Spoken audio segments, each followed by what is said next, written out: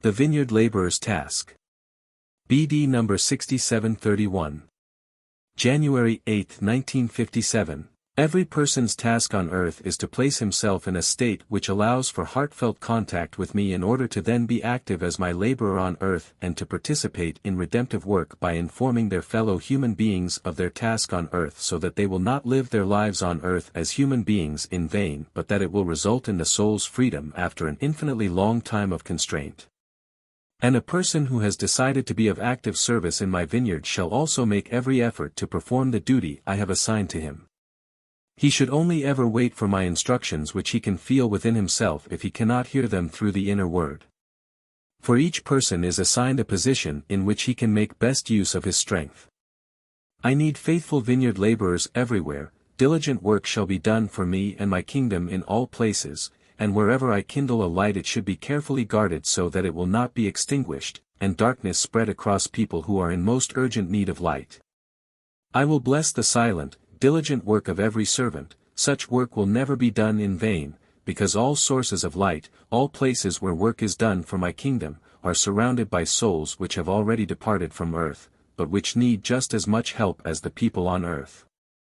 These souls, however, will generally stay where they had lived on earth, for they are repeatedly attracted by these places for as long as they are not yet mature enough to be admitted to wherever merely a light is shining for them.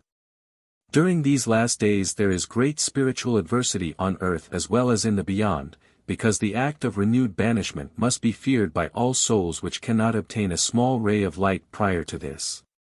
The beings of darkness have no idea of the fate awaiting them, but they feel the turmoil in their spheres and are also called, time and again, by the beings of light or led to sources of light, which I have made accessible for this reason.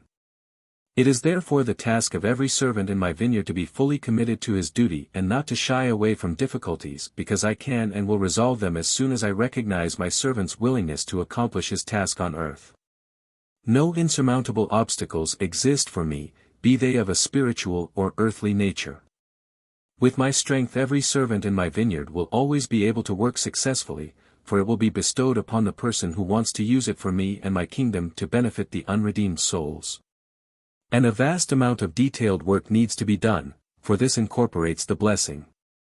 So, no one should shy away from this effort and, least of all, those who have already started to work for me and my kingdom, who thus voluntarily offered their service to me and to whom I have assigned their place.